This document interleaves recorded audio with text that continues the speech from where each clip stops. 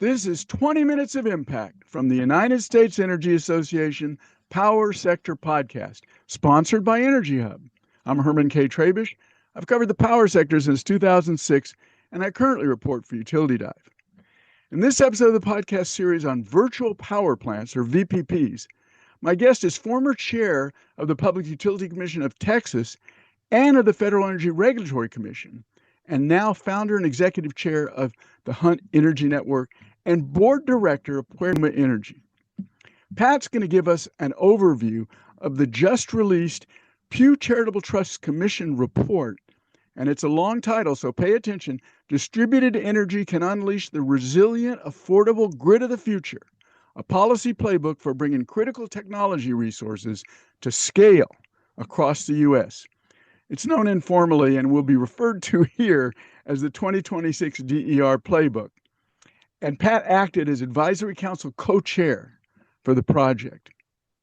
Besides chairing the Texas PUC and FERC, Pat's career in energy included time as board chair of Dynegy and director of both the Sun Power Corporation and then of Quanta Services. His current positions, of course, are with the Hunt Energy Network and LUMA. So, Pat, let me go down right here to the paper. The first goal of Pew's playbook is to integrate DERs as core grid resources into utility planning, investment, and procurement decisions. So how does that strengthen the power system? How do these DERs, and how can we get utilities to deal with DERs like that, to think about them in those decisions? Well, that's what the playbook was about. Thanks, Herman, for teeing that up, because, and we call it a playbook because every coach that puts a team on the field wants to win. But you don't win if you just walk out. You've got to walk out with a plan. And so we wanted to arm state regulators, governors, economic development heads in the different cities, utilities, customers, service providers, all those folks with the lessons learned and some really kind of basic blocking and tackling policy and overarching decisions that are needed to really encourage this very beneficial resource to have its day. I think, like I learned in my career, you don't pick winners, you just get barriers to entry out of the way so that the right thing wins. And so we identified the things that really are needed in this hybrid industry that's partially competitive, partially regulated. We identified the steps and pointed at the players as to who ought to be doing what. So we take advantage of this great resource at the time of energy expansion across the country and offer something that's faster and cheaper than what looks like to be the path of the usual. And so yeah, we've got a lot out there already. There's a lot of distributed resources sitting on the distribution grids of our country across the board. And about 80% of that is not really being tapped into with any sort of formal utility or competitive market program. And that's a waste. So let's first of all, before we complain about how we're running out of power, let's latch onto the power we already have and make it easy for more of that to get in the door. Okay. So essentially what you're saying is the playbook is about giving education to the people that are doing the planning and the procurement and so forth, and arming them with the understanding that they need so that they will include it into their decisions. I guess that's what you're saying. And then Yeah. it's up to the entrepreneurs, the people that provide the utilities and deliver the local communities with energy to get that to bring that to the buyers, right? Exactly. And that's why focusing on specific programs across the states. We have 21 different states that are kind of referred to in the report, different aspects of things that are going on good in different areas. It's let's put those all in one place where everybody can go, hey, I like what Virginia did. I like what Texas did. I like what Illinois did. Let's let's just do the whole thing and let's get, Right. a quick win here for customers and for reliability. So I'm glad that, you said that. yeah, the real world examples always bring people honestly closest to the interesting level because if you're talking in the abstract, you just go, yeah, yeah, yeah, that's Pat Wood up in his ivory tower yakking about something. But, down here with my fingernails dirty, we've got a lot going on. Yeah. And Yeah. it's fun. And it's I good to wanted let to. people know what's going on. Yeah, I wanted to mention that's one of the interesting things about the paper is that 21 states, is that what you said? Yeah, I didn't count Yeah. them, but just a whole list of examples. And so That's just examples. I think more states than that are doing something, but we tried to oh yeah, keep the report pithy. So, but we did focus on 21 that kind of represented different things that we were trying to emphasize here. and we're going to emphasize on this podcast Texas because that's where you are, Yep. and that's where your expertise is. And we're going to do another podcast right after this one that is going to be about New York. And that those will be two very different examples. Texas, I don't think many people mistake New York for Texas or Texas for New York. So I think that folks will have a little bit of a contrast, and they can hopefully that'll pique your interest in going to find out more about the paper. But let's get back to this questioning situation.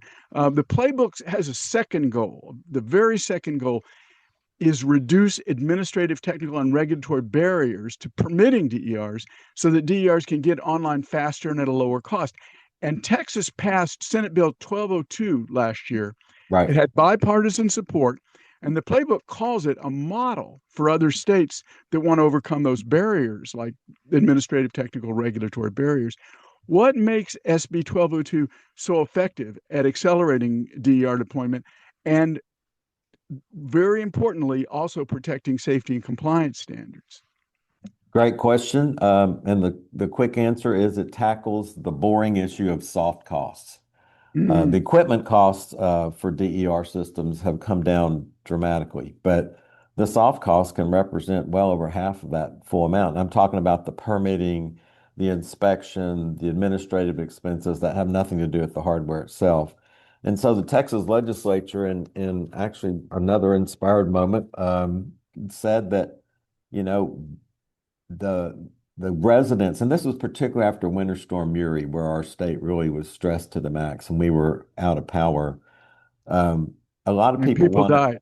people died, 200 plus people died. And I still flip in my sleep about that, worrying about what we could have done when I was at the helm to make that not happen. But we are where we are. But picking it up, we have to install more home backup power generation, whether that's solar or natural gas. I don't think there's much diesel left, but could be some of that too. But those are being hampered by municipal level regulations. Every neighbor of mine just rolled their eyes about that, how hard it was to get this done. It wasn't just that the equipment was backlogged. It was just if the equipment's sitting on your yard, you've still got to go through all this costly fees, the slow permitting process. Just wait, wait, wait. And that's where the Texas Association of Business, which is our Chamber of Commerce group, really got behind the bill and framed it explicitly about fortifying Texas homes against future disasters. And that really created a lot of public support for it. So, and in fact, what it does, just to kind of cut to the chase, Yeah. it allows third-party professional people to do that inspection work instead of having a Uh-huh. big backlog at City Hall, and that person is allowed to and the installer of whether it's a solar panel or the backup gen, the installer can choose.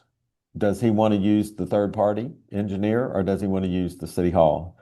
And so it doesn't eliminate local oversight, but in true Pat Wood tradition, creates competition with it.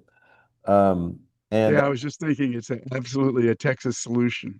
Well, you don't really knock somebody out of the way. You just say, okay, I'm gonna give you a little competition, see if you can get better. But anyway, the regulatory authority who's in charge of permitting these things has to receive notice that this was done.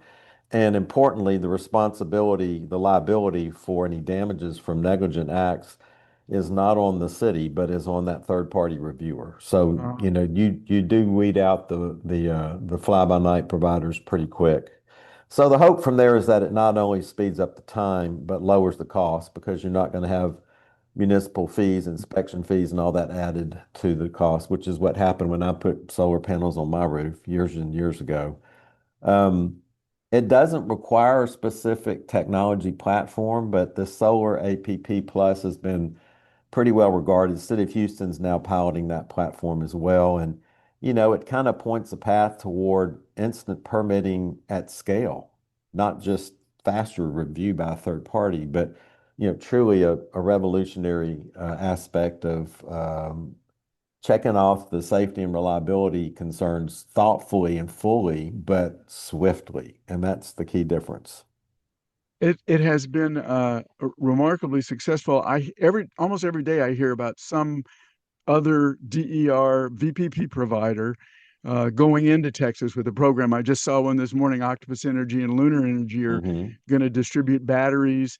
They're going to give batteries away free and pay customers to have them install them at their homes and then allow use of them to support the grid. Here's a quick note from the sponsor of our series of podcasts about virtual power plants, Energy Hub. What if everyday devices had the potential to strengthen the grid when it's needed most? Energy Hub helps utilities turn that potential into dependable capacity by coordinating thermostats, EVs, batteries, and other devices so they work together as virtual power plants or VPPs that respond to grid needs in near real time. Energy Hub's latest white paper lays out a maturity model for VPPs that can be planned and dispatched with the same confidence as conventional plants while being 40 to 60% less expensive to build.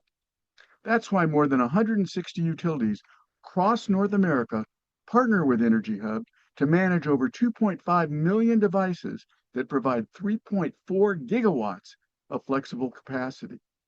Read the white paper and discover what VPPs can do for your grid at energyhub.com.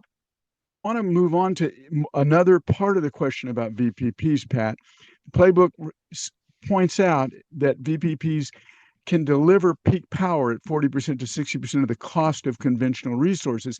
And it's that peak power that supports the grid in the plan like the one I was mentioning just a minute ago. And as a result of taking that peak power down, it limits the utility scale investments in infrastructure, which of course means that utilities aren't spending as much money, and so rates aren't going to go up. Now, it all depends on if VPPs work. It's a simple construct, but Texas has actually gone out and put one of the only wholesale VPP programs on the ERCOT system. It's an 80 megawatt, it's called Aggregate DER, ADER project. So I wonder, can you tell us what has that VPP done in the ERCOT wholesale market? Has it demonstrated what the claims are for VPPs? So I'll update you on one fact you just mentioned that started at 80 megawatts, but then in phase three, which was in 2025, got doubled to 160. Oh, And then just about a month ago, ERCOT announced it's increasing the limit from 200 megawatts, so from 160 to 500 megawatts because whoa. participation growth is approaching the limit. So that's a really strong signal. The commission got involved in 22. They moved it to ERCOT in 23. ERCOT really began to see this as, wow, this is something significant. We can use this here. And so it created kind of a two-play system. One, kind of the easier system, which is, the non-connected load resources, just allows you to kind of participate only when you're deployed for the extreme reserves. And then the other way, a dispatchable load resource, which participates like a normal 5-minute dispatch conventional generator. So basically saying we don't care how deep in the distribution system you are. If you're running, you can either play with the hard way or the easy way. They're both good. You make money off of both, but we wanted to just drop those barriers to entry to everything down to 1 megawatt aggregate. And again, 1 megawatt could be the aggregated of a bunch of 10 kilowatt systems. So we have now, instead of just three as we started, we had three. It really was Tesla. Tesla was the piston behind this originally because they had software that really interacts with your house. And I've got a Tesla battery. I'm not in their VPP, but I am very interested at kind of how it goes. So I get the data from all that. But we had them. Then you had three mid providers last year, and now as of the end of last year, we have seven commercial ADER providers, including I think the one you referred to Mm. just a minute ago. And so I think we're just getting more and more comfortable with the technical and market frameworks. They are participating in the market. They are being dispatched. The telemetry metering and settlement issues probably are still, I would say, in transition to a better state. The ERCOT has been focused on getting to real-time co-optimization for every resource. So I think some of the issues like this one are now back at the front, but they were not last year. So I would say, those technical issues that allow us to fully optimize that resource we're probably going to see a lot of sunlight here in 2026. But I mean, the fact we've got, ERCOT wanting to raise the cap to 500 shows to me the pilot program got the plane off the ground. So I'm Mm. excited about that. And I'm not just excited to show that, which is the core issue in the whole playbook, is that aggregated distributed energy resources can bid in the wholesale market. They can provide energy. They can provide ancillary services. And this all works. And it works just the same way that it does for a 1 gigawatt nuclear plant.